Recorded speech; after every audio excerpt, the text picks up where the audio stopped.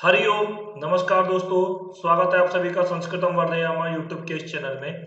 आज हम लोग इस वीडियो के अंदर में हितोपदेश, जो कि आपके लिए बहुत इंपॉर्टेंट होने वाला है, जिनका डीएसएसबी का एग्जाम है, वो डीएसएसबी टीजीटी का एग्जाम होने वाला है 5 तारीख को, 5/9/2021 को टीजीटी मेल का एग्जाम होने वाला है। और फीमेल का एग्जाम 18/9/2021 को है। ठीक है। और 26/9/2021 दो दिन में फीमेल का एग्जाम होगा, टीजीटी फीमेल का। तो इसके लिए ये हितोपदेश बहुत इंपॉर्टेंट रहने वाला है, क्योंकि मैंने पुराने पेपर देखे हैं। उन पुराने पेपर के अंदर में आपके 6 से 7 प्रश्न एक पेपर में, यानी कि 12 से 14 मार्क्स का हितोपदेश से पूछा जाता है।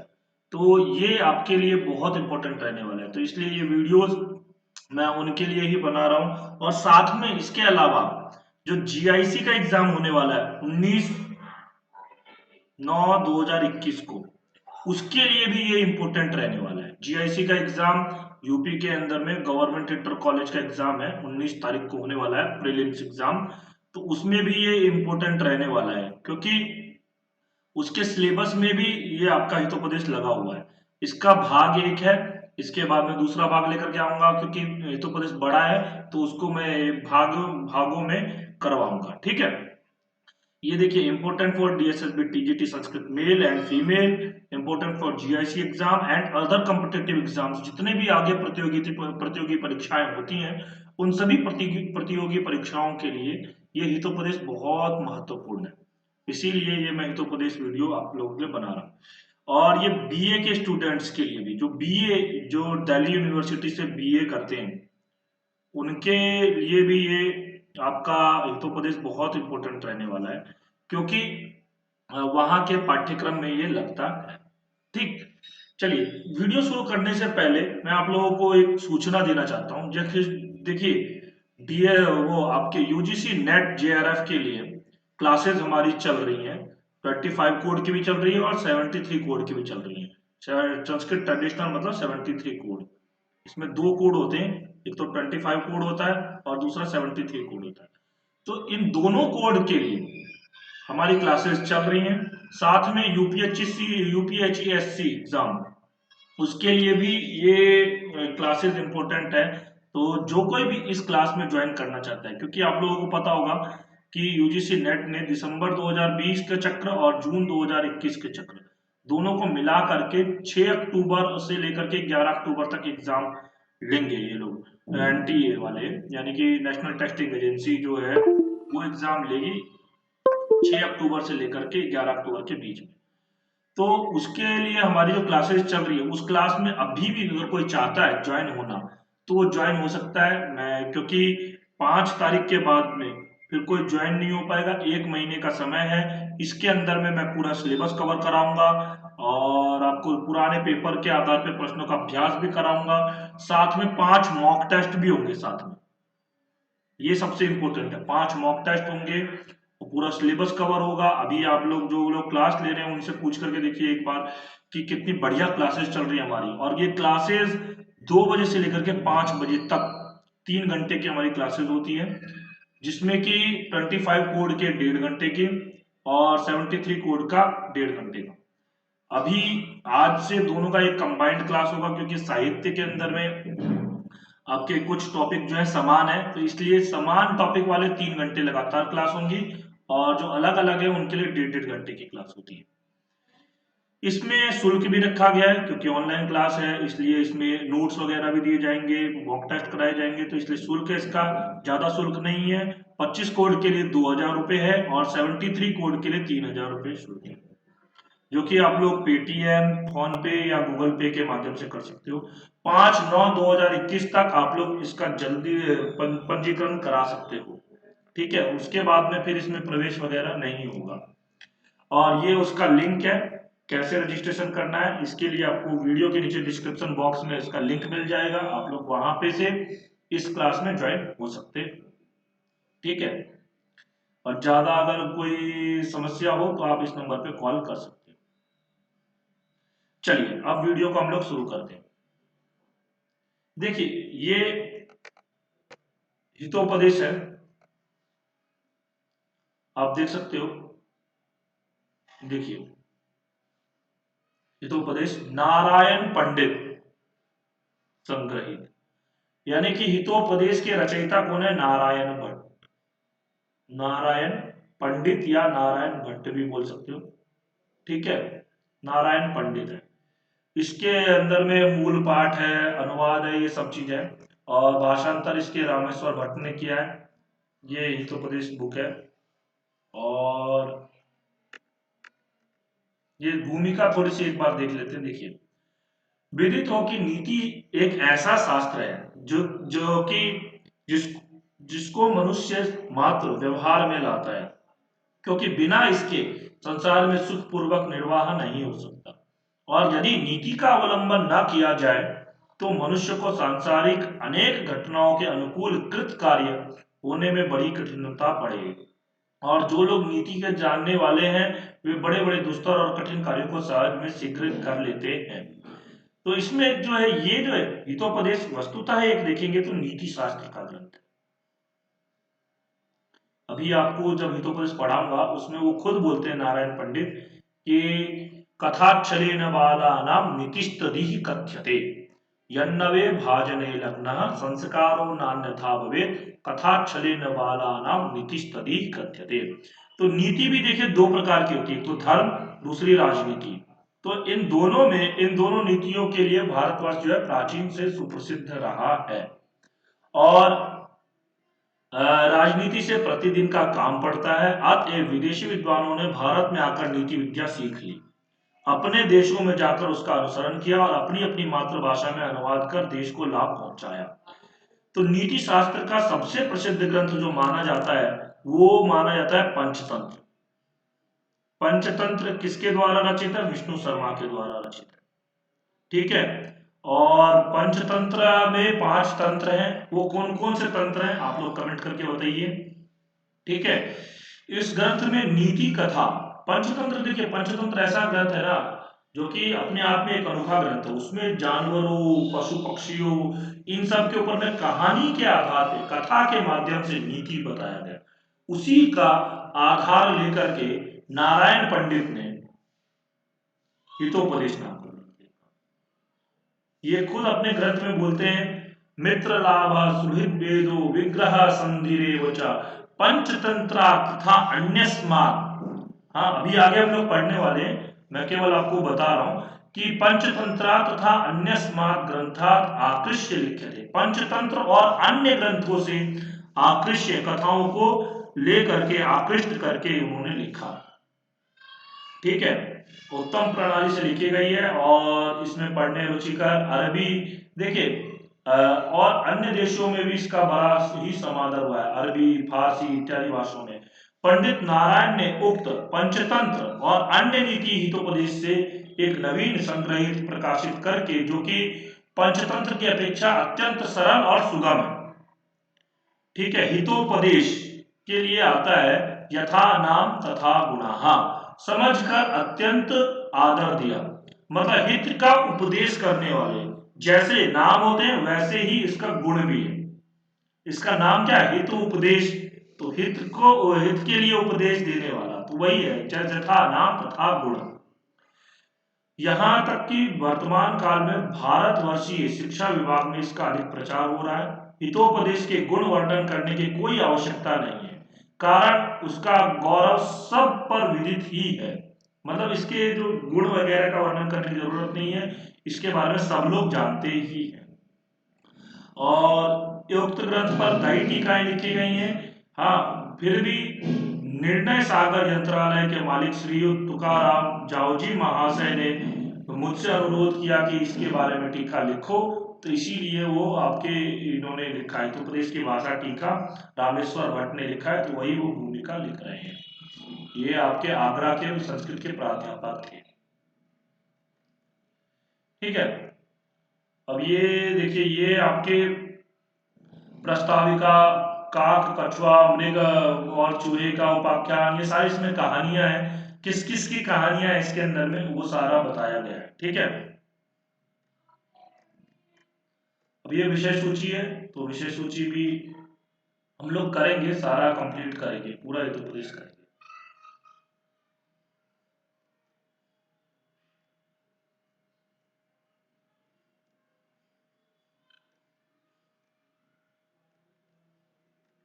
हाँ, यहां से शुरू होता है, देखिए हितोपदेश भाषानुवाद समलंकृत। सबसे पहले प्रस्ताविका यानी कि मंगलाचरण सबसे पहले होता है। देखिए, सिद्धि साध्य सतामस्तु प्रसादा तस्य दुर्जटे जाह्नवी फेन लेखेव यन्मूर्धनि शशिनः कला। सिद्धि साध्ये शतामस्तु प्रसादात् तस्य धूर्जटे जाह्नवी फेन लेखेव यन्मूर्धनि शशिनः कला।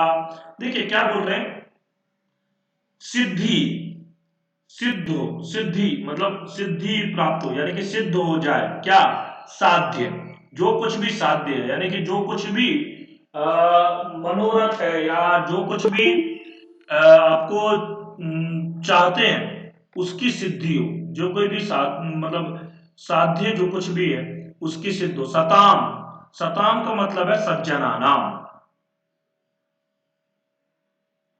सज्जनों का, अस्तु, अस्तु हो, मतलब सताम सज्जनों का साध्य में सिद्ध हो। ठीक है, यानी कि सज्जन लोगों का, जो कोई भी सज्जन है उन सभी सज्जनों का साध्य सिद्ध हो।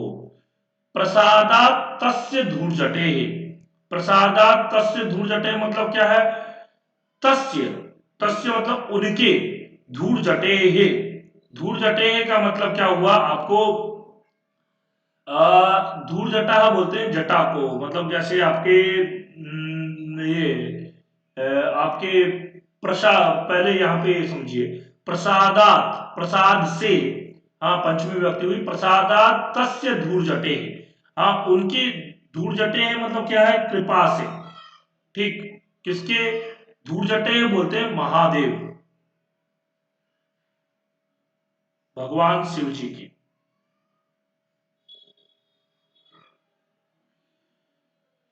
धूल जटे है उनकी कृपा से, प्रसाद से, किसकी, सज्जनों का साध्य सिद्ध हो। किनके, धूल जटे ही की कृपा से। अब ये धूल जटे ही कृपा का कैसे, तो वो कैसे हैं देखिए, जाह्नवी फेन लेखे इव, यानी कि जाह्नवी फेन लेखा इव, जाह्नवी फेन लेखा इव, उपमा दे रहे हैं, यानी कि जाह्नवी बोलते हैं किसको, गंगा को। गंगा जो है वो फेन लेखा के समान है, उनके जो जटाओं में, आप देखोगे शंकर जी की जटा में गंगा है, जब आकाश मार्ग से आई तो शंकर जी ने अपने जटाओं में समाहित कर लिया। तो गंगा में जटा की फेन, जैसे समुद्र में फेन आता है ना, फेन उसकी लेखा के समान, यन मूर्धनी शशिनः कला, शशिनः कला, शशिनः कला मतलब चंद्रमा, चंद्रमा जानते ही हो आपको, शशि बोलते हैं चंद्रमा को, शशिनः चंद्रमा की कला। हाँ, शशिनः कला क्या होती है आपका, देखोगे शुक्ल पक्ष में शशि की कला जो होती है वो बढ़ती रहती है, बढ़ती रहती है, बढ़ती रहती है, बढ़ती रहती है, और पूर्णिमा आ जाता है, पूरा चंद्र हो जाता है। और कृष्ण पक्ष में घटते घटते घटते घटते अमावस्या आ जाता है, पूरा गायब हो जाता है। तो जो शिव जी के चंद्र उस पे आपको मस्तक पे आप चंद्रमा देखोगे, ऐसे बिल्कुल आपको ऐसे करके चंद्रमा दिखेगा, इस प्रकार का, ये देख रहे हैं, तो इस प्रकार का चंद्रमा आपको उनके शशि पर दिखेगा। वो कैसा है कि जाह्नवी फेन लिखेगा, वो ऐसा लगता है कि गंगा का फेन है, इस प्रकार का, मतलब जिनके ललाट पर मूर्धनी चंद्रमा की कला, हाँ गंगा जी के फेन रेखा के समान, जो गंगा जी की फेन रेखा है उसके समान सुशोभित हो रही है, ऐसे चंद्रशेखर महादेव जी सज्जनों के प्रसाद, मतलब उनकी कृपा से, महादेव की कृपा से सज्जनों का जो है साध्य सिद्ध हो। ठीक है, तो हमारे जैसे सज्जनों का साध्य सिद्ध हो, चंद्र मतलब चंद्रशेखर यानी कि महादेव जी की कृपा से। उसके दूसरा श्लोक है, श्रुतो हितोपदेशोयम पाटवम संस्कृतोक्तिषु वाचाम सर्वत्र वैचित्र्यम नीति विद्याम ददाति च।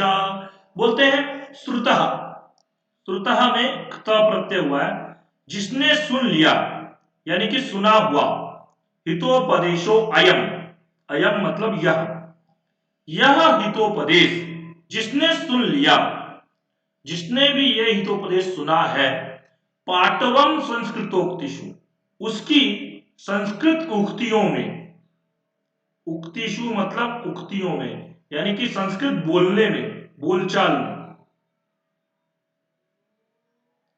संस्कृत बोलने में, उक्तियों में पाटवम, पटुता, पटुता या चतुरता, यहां पे चतुरता लिखा है ना, चतुरता आती है।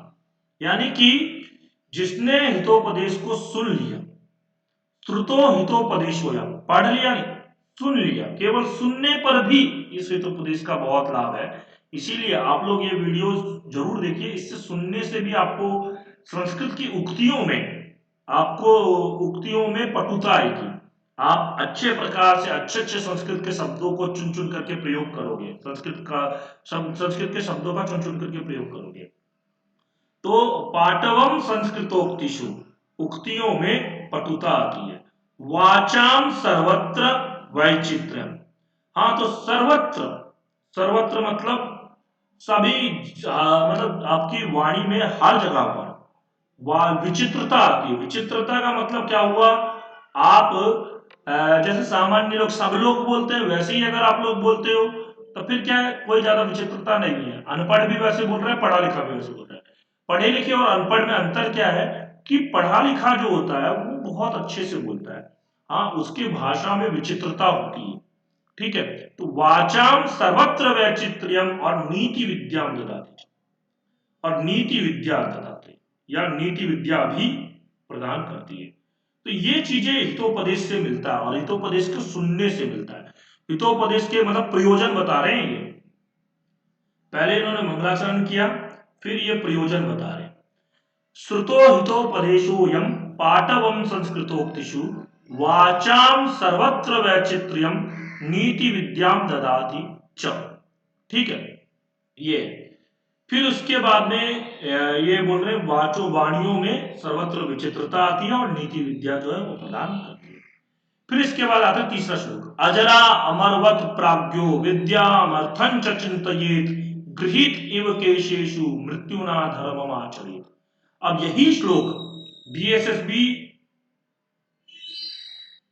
टीजीटी फीमेल के पेपर में पूछा गया। मैं आपको पेपर दिखाऊंगा, क्योंकि कैसा है, जब तक आप पेपर नहीं देखोगे तब तक आपको विश्वास नहीं होगा, पेपर के प्रश्नों को नहीं देखने के बाद में विश्वास नहीं होगा। मैं आपको पेपर के प्रश्न दिखाऊंगा, 2018 का पेपर है, उसमें आया है और अभी 18 तारीख को पेपर होने वाला है। तो इसलिए मैं ये हितोपदेश आप लोगों के लिए ही वीडियो बनाया है इसका, ठीक है। अजरा अमरवत प्राज्ञो, हाँ विद्याम अर्थं च चिन्तयेत् गृहीत इव केशेषु मृत्युना धर्मम आचरेत्, ठीक है। अजरा अमरवत प्राज्ञो, ये बोलते हैं अजरा अमरवत मतलब अजर अमरवत, एक होता है अजर, दूसरा होता है अमर। अजर का मतलब क्या हुआ, जो कभी, और नए तत्पुरुष समास में होता है, तो जो कभी जड़त्व ना प्राप्त करे। जड़त्व का मतलब बोलते हैं वृद्धत्व, जो कभी बूढ़ा ना हो, हमेशा जवान रहे, ऐसा, तो उसे बोलते हैं, जो कभी बूढ़ा ना हो उसे बोलते हैं अजर, और जो कभी मरे ना, मरे नहीं, तो उसे बोलते हैं हम अमर। तो अजर अमरवत प्राज्ञो, प्राज्ञो का मतलब क्या हुआ, प्राज्ञ का मतलब हुआ विद्वान या जानने वाले लोग, प्राज्ञ है, बुद्धिमान भी बोल सकते हैं, बुद्धिमान विद्वान, हाँ कुछ भी, प्राज्ञ जो जानने वाले हैं, ऐसे प्राज्ञ जो लोग हैं वो अजर और अमर के समान, वक्त लग गया मतलब उसके समान क्या करना चाहिए, चिंतित, अजर और अमर के समान सोचना चाहिए। किस चीज में, तो विद्याम अर्थम च चिंतित। तो अजर और अमर जो है ऐसा वो सोच करके विद्या और अर्थ का चिंतन करना चाहिए। इस श्लोक पर भी प्रश्न आया हुआ है, मैं आपको दिखाऊंगा। हाँ, पेपर भी मैं आपको जैसे ही हितोपदेश हो जाएगा उसके बाद में मैं आपको क्वेश्चंस दिखाऊंगा, इसके कौन कौन से क्वेश्चंस पूछे हुए हैं, सारे क्वेश्चंस मैं सॉल्व करवाऊंगा। ठीक है। अजर अमरवत प्राज्ञो, अजर अमरवत प्राज्ञो का मतलब क्या हुआ कि अजर और अमर के समान, हाँ, बुद्धिमान लोगों को विद्या और अर्थ का चिंतन करना चाहिए, विद्या और धन का चिंतन करना चाहिए। अर्थ मतलब धन, यानी कि उससे संतुष्ट नहीं होना चाहिए कि मतलब अब मैंने ज्यादा पैसा कमा लिया है, मेरे को मरना तो है ही एक दिन, तो इसलिए अब ज्यादा जरूरत नहीं है, मर जाएंगे तो कहां ऊपर थोड़ा ले जा पाएंगे, तो इसलिए ऐसा नहीं सोचना चाहिए। जितना ज्यादा हो सके धन का अर्जन करो, जितना ज्यादा हो सके विद्या का अर्जन करो। ठीक है, ऐसा सोचना चाहिए। और दूसरा लाइन में बोला है, दूसरी लाइन में बोला है, गृहीत इव केशेषु, गृहीत इव केशेषु मृत्युना धर्मम आचरेत। तो बोलते हैं गृहीत इव केशेषु, मान लो बालों से केशों से, हाँ, बालों से मृत्यु ने पकड़ रखा है, मृत्यु ने, मृत्युना गृहीता, मृत्युना मतलब गृहीता, इसमें विकता प्रत्यय है और कर्मणि प्रयोग है, तो मृत्यु से ग्रहण किया हुआ है, किसमें मतलब मृत्यु ने ग्रहण किया है, किससे, किसमें, केशों से, केशों में, मतलब मान लो बालों में आपके मृत्यु है, कभी भी नीचे आ सकता है, यानी कि कभी भी आपको मार सकता है, किसी भी समय आपकी मृत्यु हो सकती है। हाँ, धर्म आचरित, ऐसा सोचते हुए हमें धर्म का आचरण करना चाहिए। ठीक है, गृहीत इव केशेषु मृत्युना धर्मम आचरित, मृत्यु ने केशों को ग्रहण कर रखा है, ऐसा सोच करके हमें धर्म का आचरण करना चाहिए, यानी कि किसी भी समय हमारी मृत्यु हो सकती है, ऐसा सोच करके हमें धर्म का आचरण करते रहना चाहिए।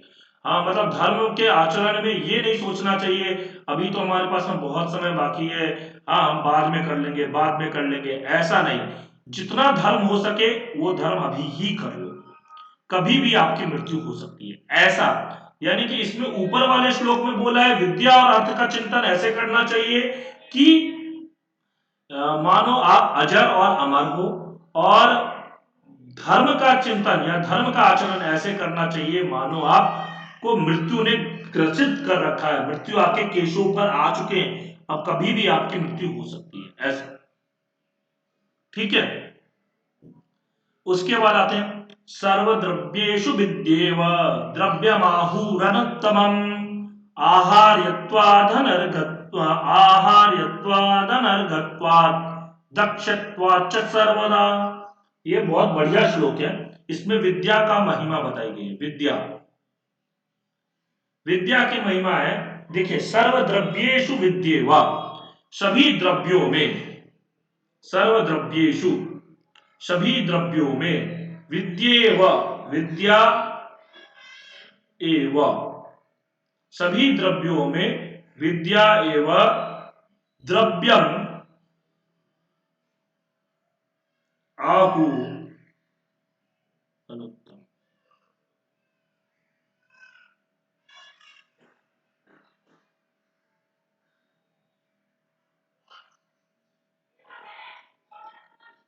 बोलते हैं कि सभी विद्याओं में जो ये सभी द्रव्यों में जो है विद्या सबसे उत्तम कही गई है, सबसे उत्तम विद्या कही गई है, और जो कोई भी द्रव्य, वो सारे के सारे द्रव्य इसके सामने क्या है, अनुत्तम है। ठीक है, विद्या ही सबसे उत्तम पदार्थ है या द्रव्य है। अब वो कैसे, देखिए, आहार्यत्वात्,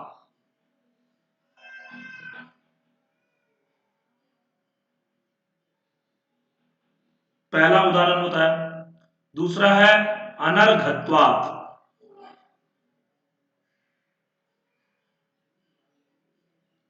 तीसरा बताया अक्षयत्वात्,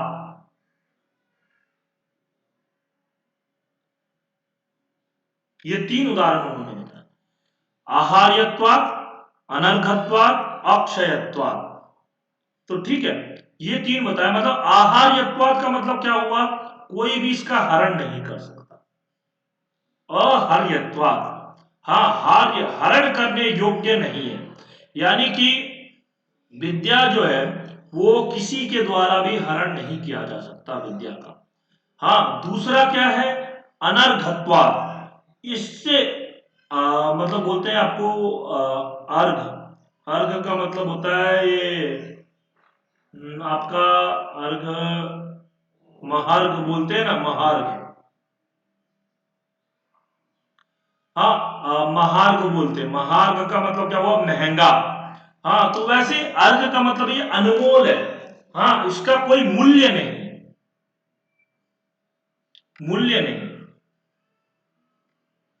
ठीक है, मूल्य नहीं होने से, यानी कि अनमोल है, विद्या जो है अनमोल है।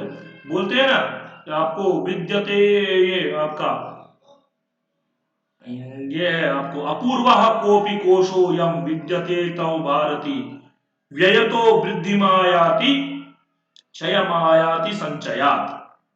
ये श्लोक है ना कि विद्या रूपी धन ऐसा है कि व्ययतो वृद्धिमायाति,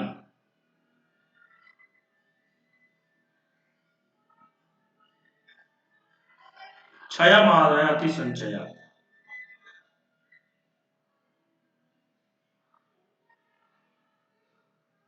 तो इसलिए विद्या का जितना ज्यादा व्यय करोगे उससे उतनी ज्यादा वृद्धि होती जाती है। हाँ, और जितना ज्यादा क्षय करोगे उससे उतना ज्यादा उसका मतलब जितना ज्यादा संचय करोगे उतना वो क्षय होता रहता है। इसीलिए कहते हैं विद्या को जितना ज्यादा बांटते रहो, बांटते रहो। और विद्या कैसी है, अनमोल दान है। विद्या दानम महादानम, अनमोल दानम, ऐसा। तो आहार्यत्वाद, अनर्घत्वाद, अक्षयत्वाद। अक्षयत्वाद मतलब ये नष्ट नहीं हो सकती। अभी मैंने बताया ना, व्यय तो वृद्धि में आया थी, जितना ज्यादा व्यय करोगे उतना ज्यादा ये वृद्धि होते जाएंगे, इसका कभी नाश नहीं होता। तो इसलिए ये सभी पदार्थों में विद्या जो है वो सर्वश्रेष्ठ बोली गई है। सर्वेषु पदार्थेषु विद्या सर्वश्रेष्ठ पदार्था विद्यते, ठीक है। फिर इसके बाद आते हैं हम पांचवें श्लोक पे। एक बार और ये श्लोक पढ़ देता हूं, बहुत इंपॉर्टेंट श्लोक है। सर्वद्रव्येषु विद्येव द्रव्यमाहुरनुत्तमम् आहार्यत्वात् अनर्घत्वात् अक्षयत्वात् च सर्वदा, ठीक है। फिर उसके बाद आते हैं संयोजयति विद्येव नीचगापि नरम सरित समुद्रमेव दूरदर्शम नृपम भाग्यमतः परम, ठीक है। संयोजयति विद्येव, देखिए विद्या से ही ना क्या होता है, विद्या एव संयोजयति, संयोजयति मतलब योजित कर देता है, मतलब मिला देता है। विद्या के, विद्या ही क्या करती है, हमें मिला देती है, किससे, नीचगापी नरम सरित, नीचगापी, हाँ मतलब बोलते हैं नीच, अर्थात देखिए जैसे नीच अर्थात तुच्छ, तृण आदि को, तिनका वगैरह जो कुछ भी है, वो क्या होता है, नदी का प्रवाह जब बहता है तो वो ले जाकर के कहां मिला देता है, समुद्र में मिला देता है। समुद्रम नीचगापी नरम सरित, नरम मनुष्य को, नीच मनुष्यों को सरित, जैसे सरित नदी जैसे होती है, उदाहरण बता रहे हैं यहाँ पे, जैसे नदी है वो क्या करती है, समुद्र में वो दूरदर्शन, हाँ समुद्र में वो दूरदर्शन मतलब क्या है, आपको नदी जब बहती है, आप देखोगे हिमालय से नदियां बहती हैं, वो बही और बह करके वो जाती है कहाँ, जा करके सागर में मिल जाती है। तो वो जो नदी बह करके सागर में मिलती हैं, तो वो जो नदियां हैं उसके अपने साथ में तिनके जो कुछ भी पदार्थ होते हैं वो सभी नीच पदार्थों को भी वो ले जाती है, अपना समुद्र में मिला देती है। तो उसी प्रकार नृपम भाग्यम अतः पर, उसी प्रकार नीच गापी, नीच मनुष्यों को भी नरम विद्या, विद्या जो है वो नीच मनुष्यों को भी, नीच मनुष्यों को भी विद्या संयोग करवा देती है, किससे, नृपम, नृपम राजा से जाकर के मिला देती है, और उससे क्या हो जाता है, भाग्योदय हो जाता है। देखते हो पहले, अभी आजकल तो राजा का उतना वो नहीं है, परंतु ये पहले का लिखा हुआ है इसीलिए राजा का वर्णन किया है। हाँ, तो बोलते हैं कि राजा से जाकर के मिला देती है, और राजा से मिलने पर क्या हो जाता है, भाग्य का उदय हो जाता है। जब कभी भी कोई मान लो विद्या प्राप्त किया, तो विद्या प्राप्त करने के बाद में मतलब राजा के पास चले जाता है, राजा के पास कविताएं करने लग गया या कुछ शास्त्र के बारे में बताने लग गया, तो इससे क्या हो जाता है, उसका भाग्य परिवर्तन हो जाता है। सुवर्ण मुद्राएं मिला करती थी, राजा बहुत कुछ दान में दिया करता था, तो इससे उसका भाग्य खुल जाता है। वो कैसे, जैसे नदियां जो है वो समुद्र में जाकर के मिल जाती, इस प्रकार। फिर आते छठा श्लोक, विद्या ददाति विनयम विनयात याति पात्रताम पात्रत्वात् धनमाप्नोति धनात् धर्मम तथा सुखम। देखिए, विद्या ददाति विनयम, विद्या जो है विनय देती है, विनय प्रदान करती है। विद्या ददाति विनयम, विद्या विनयम प्रदान करती। विनय, विनय का मतलब क्या होता है, विनम्रता। ठीक है, विनम्रता। और विनयात याति पात्रता, विनय से पायाति, यहां पर विनयात पंचमी है, तो विनयात याति पात्रता, विनम्रता से पात्रता आती है। पात्रता का मतलब होता है योग्यता, योग्य हो जाता है व्यक्ति। विद्या से विनय की प्राप्ति होती है और विनय से योग्यता आती है, योग्य व्यक्ति हो जाता है।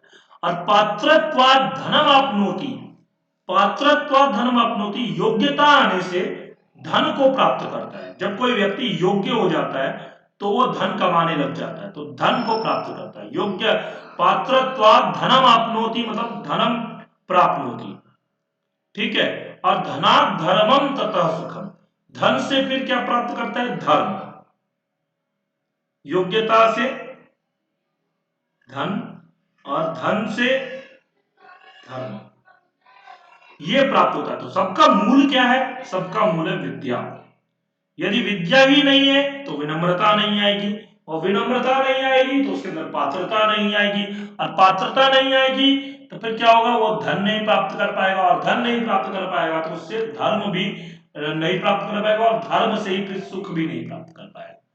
ठीक है, तो ये है, एक बार मैं लिख देता हूं आप लोगों के लिए और क्लैरिटी हो जाएगी, क्योंकि इससे भी प्रश्न पूछे जाते हैं और पूछा गया, डीएसएसबी में पूछा गया। मैं प्रश्न आपको दिखाऊंगा एक बार, एक वीडियो जब हितोपदेश खत्म हो जाएगा उसके बाद मैं एक वीडियो लेकर के आऊंगा, उसमें डीएसएसबी में पूछे गए प्रश्न लेकर के आऊंगा। देखिए, विद्या से विनय, विनय से आपको पात्रता, पात्रता से धन, धन से धर्म, और धर्म से सुख, और सुख के बाद फिर यहां पे मैं अपनी तरफ से जोड़ रहा हूं मोक्ष। ये मेरी तरफ से है, ठीक है। चलिए, हाँ यहां तक ही रखिए, वो तो मैं अपनी तरफ से जोड़ रहा हूं। तो सुख की प्राप्ति होती है, अल्टीमेट गोल हमारा क्या होता है, सुख प्राप्त करना। तो उसका मूल साधन क्या है, विद्या। जड़ में क्या है, विद्या, ठीक है। वैसे अल्टीमेट गोल हमारा मोक्ष प्राप्ति है, परंतु सुख भी, हम जब सांसारिक जीवन में रहते हैं तो सब लोग सुख के पीछे भागते हैं, ठीक है। उसके बाद आते हैं सातवां प्रश्न, सातवां श्लोक, विद्या शस्त्रस्य शास्त्रस्य द्वे विद्ये प्रतिपत्तये आद्या ह्स्याय वृद्धत्वे द्वितीया ध्रियते सदा। देखिए, दो प्रकार की विद्याएं होती है, दो प्रकार की विद्या होती है। विद्या दो प्रकार का है, पहली है शस्त्र विद्या, दूसरी है शास्त्र विद्या, ठीक है। शस्त्र विद्या और शास्त्र विद्या। विद्या शस्त्रस्य शास्त्रस्य द्वे विद्ये प्रतिपत्तये, द्वे विद्याओं की प्रतिपत्ति की गई है। द्वे विद्ये, ये भी प्रश्न पूछा गया है, बहुत ऐसे प्रश्न एग्जाम में पूछे गए हैं ना जो कि सरल है, जिसने हितोपदेश पढ़ा है वो आराम से चुटकियों में करेगा, तो इसलिए मैं हितोपदेश ये कर रहा हूं। हाँ, आद्या हस्याय वृद्धत्वे, आद्या, आद्या मतलब पहली वाली, यानी कि शस्त्र विद्या जो है हास्याय, हंसी का पात्र होती है, कब, वृद्धत्वे, वृद्धावस्था में। वृद्धावस्था में जो होती है विद्या, शस्त्र विद्या वो आपकी हास्य का पात्र बनती है, ठीक है। और द्वितीय आद्रियते सदा, दूसरी वाली जो होती है वो आद्रियते मतलब आदर प्रदान करवाती है।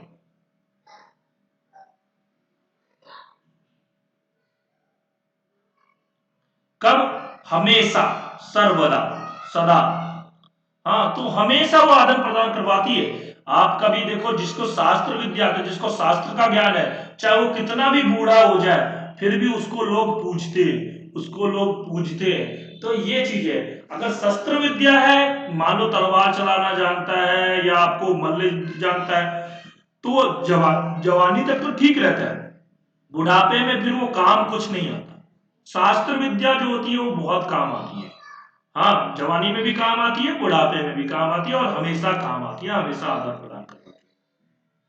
ठीक है। इसके बाद आते हैं ये वाला श्लोक जिसके बारे में मैं बोल रहा था। भूमिका के अंदर मैंने बताया था, तथा छले न बाला नाम नीति तदी कथ्यते, तो नीति बोला गया। तो यन्नवे भाजने लग्न संस्कारो नान्यथा भवे, कथाच्छले न बाला नाम नीति तदी कथ्यते।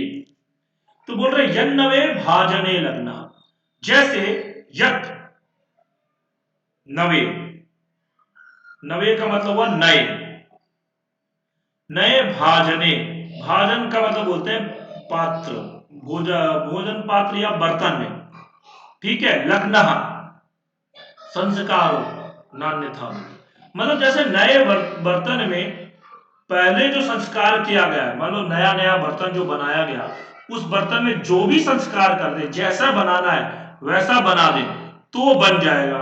उसके बाद अगर हम उसमें कुछ परिवर्तन करना चाहें तो वो बहुत मुश्किल है, वो नहीं होता है। वैसे ही बाल्यावस्था में, बालका बालका बालक का जो अवस्था होता है, उस बाल्यावस्था में यदि बच्चों के अंदर में कुछ संस्कार दे दिए जाएं तो वो जिंदगी भर रहेंगे, और उस समय में संस्कार दिए जा सकते हैं। लेकिन जब वो बाल्यावस्था से बड़ा हो जाता है, युवावस्था में पहुंच जाता है, तब संस्कार देना बहुत कठिन होता है। तो यन्नवे भाजने लगना संस्कारो नान्यथा भवे, जो पहले जो बर्तन में जो संस्कार हो जाता है वो बाद में उसमें फिर नहीं कर सकते, नहीं हो सकता। कथा छलेन बाला नाम, तो इसलिए कथाओं के द्वारा बाला नाम, बालकों के लिए नीति तदी ही कथ्यते, नीति, नीति ही तद इह, इह मतलब यहां, अत्र का जगह पर यह प्रयोग होता है। हाँ, यहां कथ्यते, नीति तदी ही कथ्यते, यह मतलब यहां पर नीति कह रहे हैं। इसलिए जो आपके नारायण पंडित हैं वो बोल रहे हैं बालकों के लिए कथा के माध्यम से, कथा के बहाने, कथा छले, छल छल मतलब बहाने, बालकों के लिए नीति कहते हैं। ठीक है। अब ये वाला श्लोक बहुत इंपॉर्टेंट है। मित्र लाभ सुहृद वेदो विग्रह संधिरेव च पंचतंत्रा तथा अन्यस्मात् ग्रंथात् आकृष्य लिख्यते। अब देखिए इसमें क्या बोल रहे हैं, मित्र लाभ, मित्र लाभ का मतलब क्या हुआ, पहला एक, दूसरा सुहृद वेदो दो, तीसरा विग्रह तीन, और चौथा संधि चार। ये चार जो होते हैं ना, इसके भाग हैं, इस ग्रंथ के भाग हैं। जैसे पंचतंत्र के 5 भाग हैं, वैसे ही इस ग्रंथ के 4 भाग हैं। उसमें पहला जो है वो मित्र लाभ है, दूसरा सुहित भेद, सुहित भेद को ही मित्र भेद भी कह सकते हैं। सुहित मतलब होता है मित्र, तो मित्र भेद, मित्र लाभ, मित्र भेद, विग्रह, विग्रह का मतलब क्या हुआ, दोनों में लड़ाई होना, मित्र के बीच में लड़ाई होना। और संधि, संधि मतलब दोनों में मिल जाना। तो ये चार जो है इसके भाग हैं। पंचतंत्रार्थ, पंचतंत्र से, तथा अन्य स्मार्ट और अन्य ग्रंथों से। पंचतंत्र,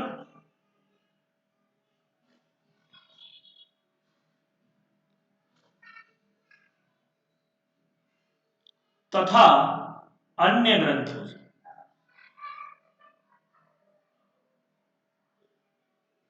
आकृष्य लिख्यते। आकृष्य मतलब होता है आकृष्ट करके, मतलब उससे निकाल करके इस ग्रंथों में लिखा, मतलब इसने हितोपदेश के अंदर में उसमें से लिखा है। ठीक है, ये है।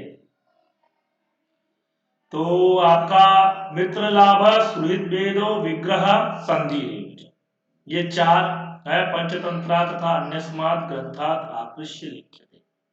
ठीक है, ये चार आपके लिखे हैं। अभी यहीं तक रहने देते हैं, क्योंकि ज्यादा बड़ा वीडियो बनाने से आपको देखने का मन नहीं करेगा। दूसरा एक बात और है, यहां से फिर हमारी कहानी शुरू होती है।